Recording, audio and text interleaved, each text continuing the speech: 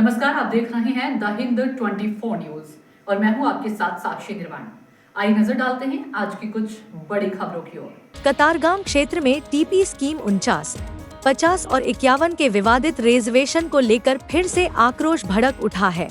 TP scheme पीड़ित परिवार समिति द्वारा वृंदावन सोसाइटी में आयोजित बैठक में 70 से अधिक सोसाइटी प्रतिनिधियों ने भाग लिया और सर्वसम्मति से तय किया कि अगर रिजर्वेशन नहीं हटाया गया तो स्थानीय चुनावों का बहिष्कार किया जाएगा।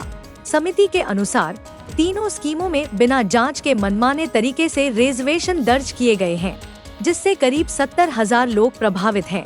समिति प्रमुख उमेश फिया ने बताया कि 10 से 75 वर्ष पुरानी संपत्तियों को अचानक रिजर्वेशन क्षेत्र घोषित कर दिया गया है, जबकि इनकी खरीद सरकारी रिकॉर्ड देखकर की गई थी।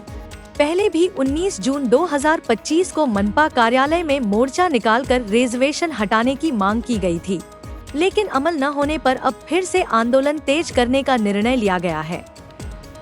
उमेश झड़पिया टीपी 49, 50, 51 જે છેલ્લા 3 વર્ષથી જે સોસાયટીઓની વાડીઓમાં, ખુલ્લા મકાનોમાં, પ્લોટમાં કે રસ્તાઓમાં રિઝર્વેશન નાખવામાં આવ્યું છે કે જે અગાઉના સમયમાં જ્યારે ડ્રાફ્ટ ટીપી બની ત્યારે કોઈ રિઝર્વેશન તે જગ્યા ઉપર હતું નહીં, પણ અત્યારે છેલ્લા 3 વર્ષથી આ જગ્યા ઉપર રિઝર્વેશન નાખવામાં આવ્યું છે। તે બાબતે અમે વારંવાર લેખિત તેમજ મૌખિત રજૂઆત જે તે સરકારી વિભાગમાં તેમજ નેતાઓને અમે રજૂઆત કરી છે, રૂબરૂ તેમજ મૌખિતમાં, પણ તેનું કોઈ નિરાકરણ હજી આવ્યું નથી। ખાલી ફક્ત ને ફક્ત આશ્વાસન મળી રહ્યું છે, તેનું કોઈ અમલીકરણ કરવામાં આવ્યું નથી। તો અમે ગત રોજ એક સોસાયટીની વાડીમાં કતારગામની 70થી વધારે સોસાયટીના પ્રમુખો, હોદ્દેદારો તેમજ જે પીડિત પરિવાર છે તેમના અસરગ્રસ્ત લોકો અમે એની એક મિટિંગ મળી હતી।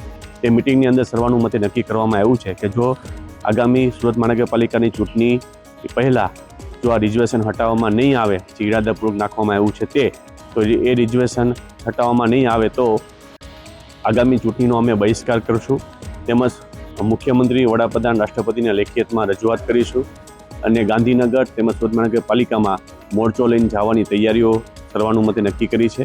તેમજ સોસાયટીઓના ગેટ ઉપર જાગૃતિ માટે બેનરો લગાવીશું, તેમજ જે 5 મહિના પહેલાં જે સુરત મહાનગરપાલિકા કતારગામ ઝોન દ્વારા જે કબજા લેવામાં આવ્યા છે તે કબજાઓ અમને પરત આપે 7 દિવસની અંદર। જો પરત નહીં આપે તો અમે ઉપવાસ આંદોલન કરવા માટે પણ અમે તૈયારી સર્વાનુમતે નક્કી કરવામાં આવ્યું છે।